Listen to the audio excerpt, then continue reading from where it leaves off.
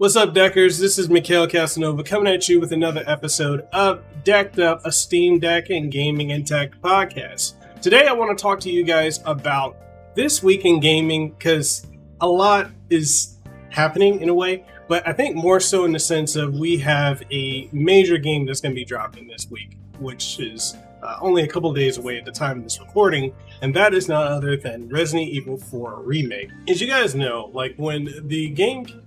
The demo came out, the chainsaw demo, like that out the box, it didn't really run on the Steam Deck. It was something that you had to fiddle with the different protons to eventually get that to run. And ultimately, I was one of the first ones to put out a video to show that, you could either put it in Proton, I think it was at 47, or you could put it in Proton Experimental to run it. And even then had all the graphical issues. Now, if you were to try the demo now, you don't have to put any type of Proton on it. Like, you can just run it stock and it plays out the gate, It's getting better because they're constantly pushing out little patches for the demo to give you an idea of it running for the Steam Deck. Now, just keep in mind, this game wasn't initially made for the sake of running on the Steam Deck, but it is... for all intents and purposes, it does run perfectly well. I mean, every other Resident Evil game that's come out so far runs on the Steam Deck. So literally everything from the Resident Evil 1 Remake, 2 Remake, 3 Remake, original 4, now the 4 demo, because I have Resident Evil 4. I've already done a full review on it. It runs perfectly well on the Steam Deck. As well as, 7, Village, 5, 6, and the offshoot games like Revelations 1 and 2 and such. I just wanted to let you guys know, it runs on deck. Now, are you going to get extremely great battery life? You probably get like an hour and a half, depending on what your settings are.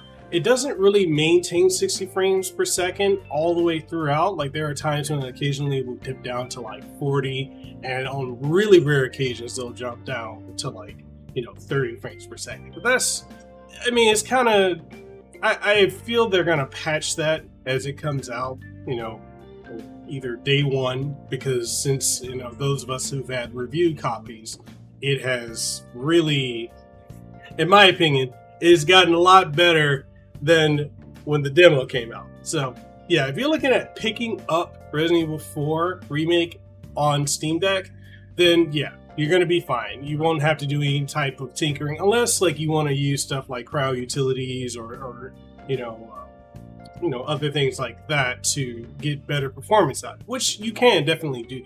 But I just wanted to let you guys know that, for all intents and purposes, that game is going to be fine. Now, I want to talk about it because a lot of people, especially when I put out my review, which I'm amazed that review did so well because, typically, my written review came out when the embargo lifted, but my video review came out days later. And it's just because at the time I was kind of experiencing video burnout fatigue. If you guys are familiar with my channel, you know that I put out a video every single day or multiple videos per day. And it's just the reason that I'm having to do that is because of the shift in the YouTube algorithm.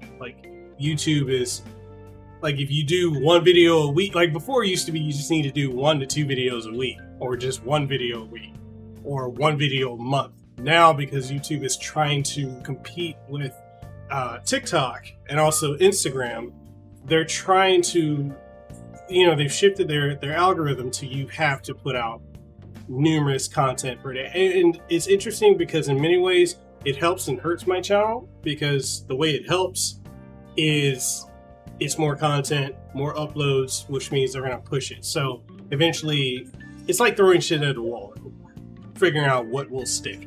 So, I do the gameplay videos, I got the podcasts, for Decked Up and for Casanova podcast. I got the reviews, and sometimes I'll have tech reviews, and I have shorts, which shorts is the main thing that YouTube is pushing right now. So it's interesting how shorts are more imperative than traditional videos as a whole, which is, it blows my mind that that's the case with that. So Yeah. So when I put out the review, like bringing it back home, like when I put out the video review for Resident Evil 4 Remake, I was tired. I was burnt out, and I'm still feeling fatigue from like putting out so much content because it's gotten to a point where I don't feel like I can rest or feel like at ease relaxing because I'm like, damn, I need to put out a video, and that's how that is. So, anyways. I know that's a personal thing. It's not any of you guys'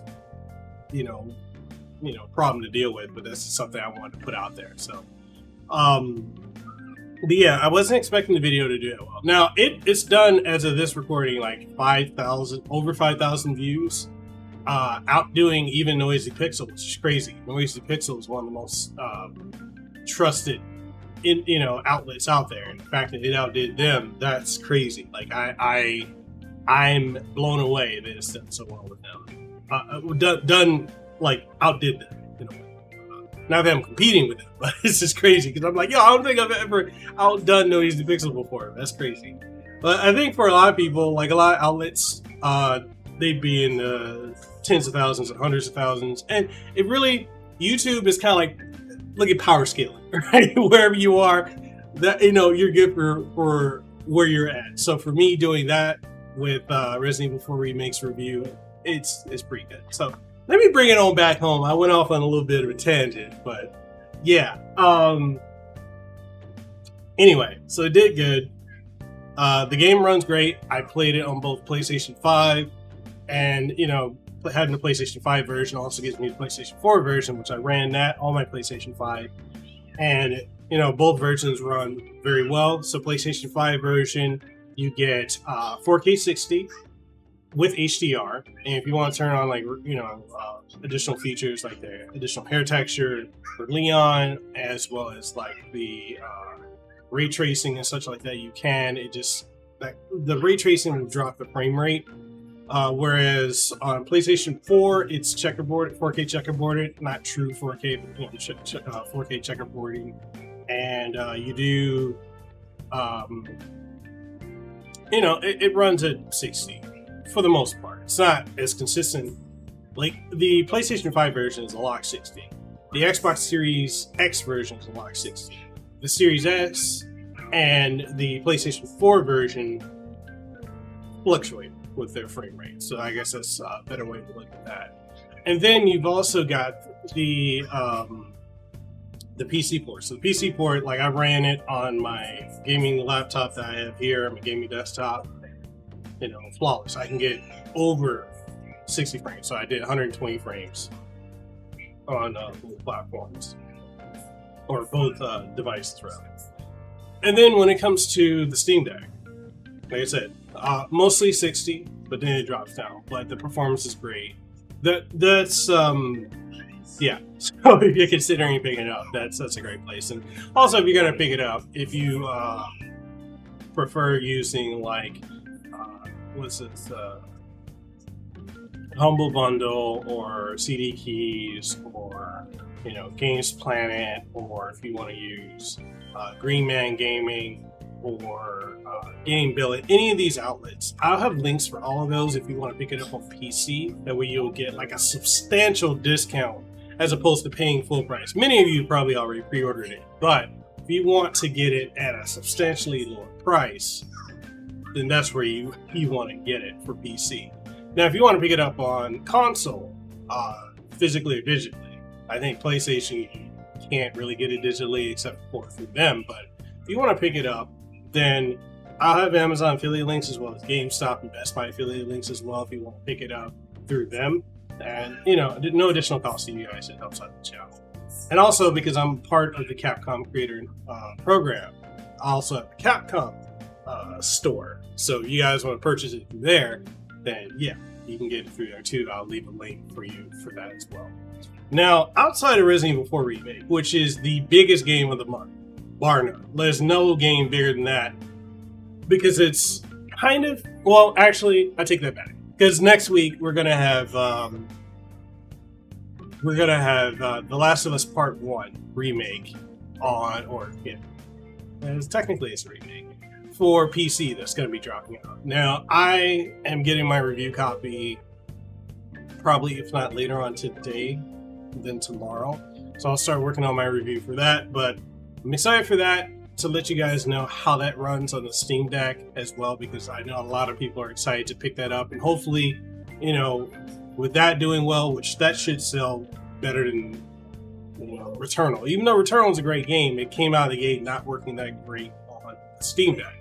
Now I'm hoping that the optimizations for The Last of Us Part 1 for Steam are going to be better optimized to run great on the Steam Deck. So I'll be doing some thorough testing of that. So if you guys are curious about that, definitely let me know. And other than that, yeah, I think those are the two biggest games. But Resident Evil 4 Remake is more of a bigger game than, in my opinion, for the masses than The Last of Us Part 1. Although, Last of Us Part 1 is probably going to benefit from the HBO show. Because a lot of people are just now discovering, well, they're like, oh, this actually exists? There's a game based on this TV show? Even though the TV show is based on the game. So, either way. I'm definitely excited to play it again, because I love Last of Us Part 1. I love the original Last of Us. I enjoyed Part 2 for the gameplay. I didn't enjoy the story that much. I think if they restructured the story and gave us Abby first, then switched over to, the other character. I can't think of her name right now. Because I'm doing this all ad. I haven't scripted this. They gave us Ellie. That's the other character. They gave us her in the second half of the story. And then it would have been better. I think that game just needed better structure. But yeah, I didn't hate the game. I thought mechanically it was great, even though I got crucified for saying that I enjoyed the gameplay. Because it's not, you can't say you like that game in any way, with how people are today. It's interesting. But anyways, that game is going to do, part 1 is going to do well. I think that's going to be one of the biggest selling titles for PlayStation on Steam. The only thing rivaling that is probably going to be the Spider-Man games, but those are far older. Because Part 1 Remake came out last year, the end of last year, and I reviewed that, so that was good. So yeah, definitely look forward to that. A couple other things I'm going to be working on for reviews is I got my PlayStation VR 2 review fully written. I just need to record the review and do on the B-roll. And that's the thing that takes the most time and creates the most anxiety, is trying to come up with the perfect angles, because everyone's trying to have the cinematic MKBHD commercial style video footage for B-roll, and it's hard doing that, especially I live in a condo that it's nice, but you can see there's all this crap behind me that I'm blurring out, and it's because I've got kids here, so I don't have a studio to make everything look good. In many ways, there are times where I feel like there's a level of inadequacy on my end, because I can't produce that high of a quality as someone else. But then that's also the imposter syndrome and comparisons, and you shouldn't do that, but it happens regardless. So that's something I got to work on. I want you guys to let me know, do you guys like the quality of the videos I put out? I try my best to make the best quality videos that I can with what I have, but definitely let me know. Beyond that, another game that got announced today was Counter-Strike 2. So that is something that I'm definitely looking forward to. I know that's out the gate going to run great on the Steam Deck. How many of you guys are excited for Counter-Strike 2? That was a game that back in the day I put a lot of time into. That plus CSGO. That I absolutely love that, and I cannot wait for Counter-Strike 2 to come out. So why don't you guys let me know who is in, what you're excited for, what you're expecting with it, and yeah. And I think something else I want to bring up before we start winding down this episode is, and so this is what happens when you don't have a script. You don't even have bullet points. You're talking and thinking at the same time, trying to come up with what you should be talking about. So beyond that, the Steam Deck. So everyone's talking about what they want in Steam Deck 2. I want to know what you guys personally would want in a Steam Deck 2, or the Steam Deck successor, or Steam Deck Next, whatever they're going to call it, because we already know it's in the works. They've confirmed that. I personally, after using the Switch OLED, which I have it here, I have the Switch OLED right here, and I love that OLED screen. I would love an OLED on the successor to Steam Deck. It's not necessary. I just think it would be great to have it. But the biggest thing that I personally would want is to have better battery life. Now, I know a lot of people are like, oh, I want more power with the Steam Deck 2 or whatever the next iteration is, or they want it to be on par with like the Ioneos and the AOK Zoes, and that's all great. But I just want better battery life, personally. Because, so living in Hawaii, it's very difficult to try and get battery packs sent here because of, shipping and transportation regulations. So I can't necessarily have a battery backup case or battery backup that can allow me to play and charge it at the same time. So it's more so draining on the battery bank than it is on the internal battery. Because you can't, even if I go in Best Buy, like the Best Buys out here don't really sell anything. So I would have to go in the store and order online because I can't have it shipped from Amazon straight here. That's something that annoys me. So this is why I want a better battery life. There's a lot of games I've been playing on my Steam Deck lately, like just going back to Dead Space 1 Remake, Callisto Protocol, playing DioField Chronicle, which is one of my favorite games, even though people shit all over that. I love DioField Chronicle. Playing Final Fantasy VII Remake, because I'm prepping for Rebirth coming out, and diving into KOF 15. I play it more portably than I do on my PlayStation. I'm just wanting more battery. So the next one, they can keep the same form factor. I don't mind it being the size that it is. Maybe bump up the power, like whatever they need to maintain like a level of parity with traditional gaming PCs as well as the gaming consoles that are out. But just give me better battery life. I don't care. Like, if it has the same screen, fine. There's a reason, I think, why they have the screen that they do on it, why they didn't go with an OLED, and I'm fine with that. And, like I said, I just want better battery life. Because I just want to be able to play the game. And for those of you who are parents and have kids running around, especially toddlers and younger grade school kids and teenagers and such, you understand that your ability to sit and game at your PC or sit and game on your console is very, very limited. So portable gaming is really the wave.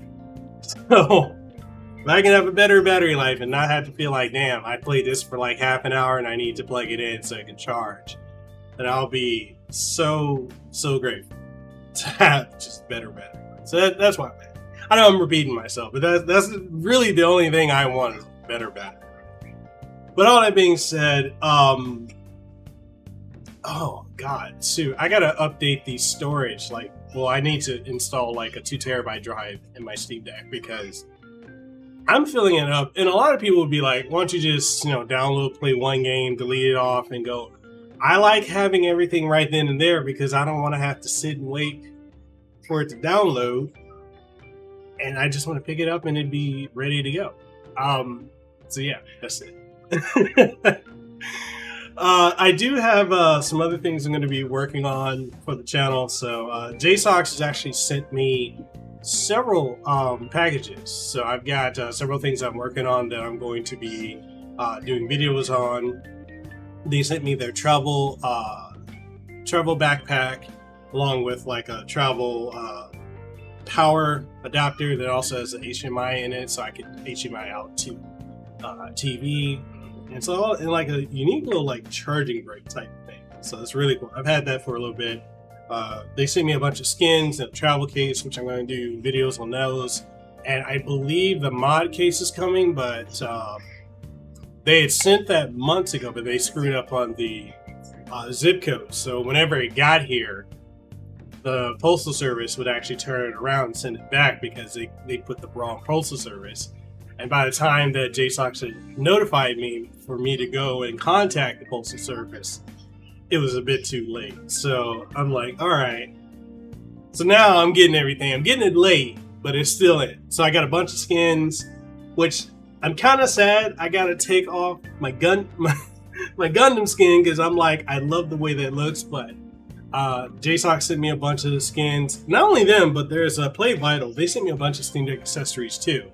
So I'm going to be doing videos on their stuff as well. I got, companies constantly want to send me docs. And I don't feel like there's much to talk about when it comes to docs. Like, I feel like the doc situation has kind of been done to death. Like, there's no... Okay. Let me put it this way. If you didn't push out a Steam Deck dock back when JSOX initially made theirs, then everyone else is playing catch up.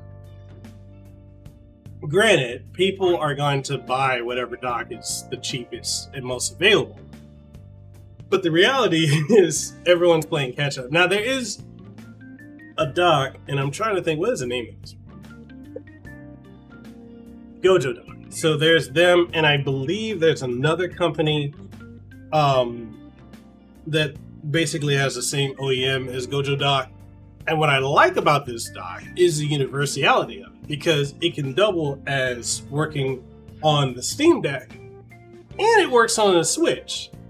The only thing is, you got to turn the Switch upside down, which you already know is kind of bad because of the ventilations on the top and not the bottom. But you can plug in the Steam Deck and switch to the same dock and get the same video output.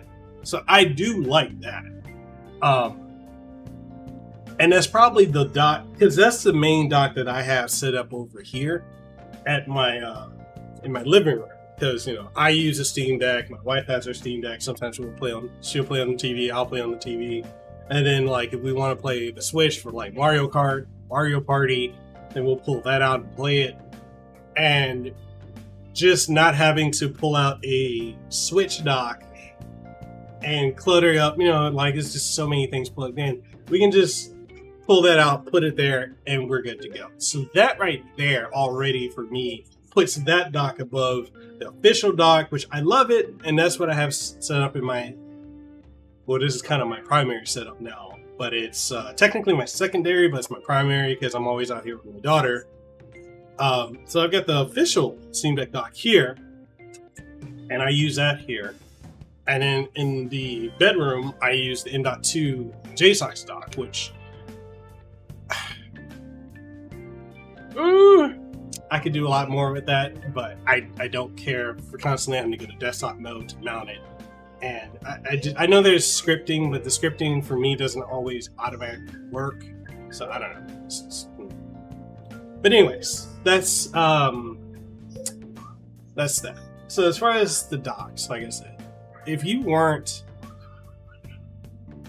putting them out when JSOX was the first to market with it, then you're playing catch up, and people are only going to buy either that, from JSOX because they've got the monopoly on the market, or they'll go on Amazon and find something cheap, or they'll just get, like an adapter from like Ugreen or something like that. So yeah, it's there's really nothing special to talk about. I mean, I know there are docks that have like the display port, which is great. The display port is awesome. There are also ones that have the the VGA input. I don't know who's going to be using the VGA on their Steam Deck, but I mean that's an option if you want. But it's not something that it's not a dock seller to me. If that makes sense. But anyways, that's that. I just when companies hit me up, they're like, "Hey, we want you to review our dock," and I'm just like, "There's nothing about this that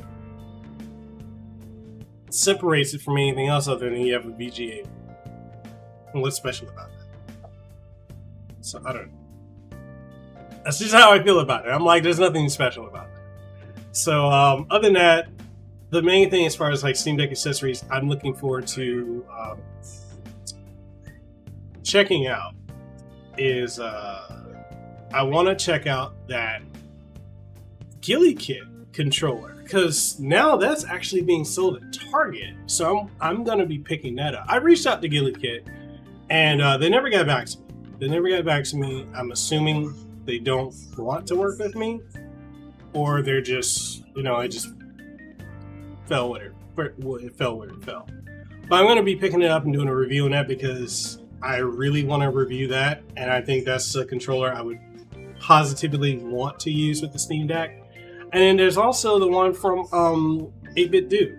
Like, they got that one that, it works with Switch, but also works with the Steam Deck, and I want to try that out as well. So that's something I'm looking at picking up and reviewing, because I don't have a dedicated wireless controller for the Steam Deck. I do have the Victrix BFG controller, which I absolutely love this controller, but my pro level controllers, I particularly only use them on my PlayStation. I don't really care, even though I can use it with PC and Steam Deck. I don't personally want to use it with them because a lot of times I'm playing competitive matches like, Call of Duty, Battlefield. I want my Pro controller specifically for that, and that's the only use case that I get out of it. So yeah, I'll be picking up the Ghillie Kit and 8-Bit Do, and I think I might pick up the Razer controller because a lot of people have been asking me to review that and compare that to the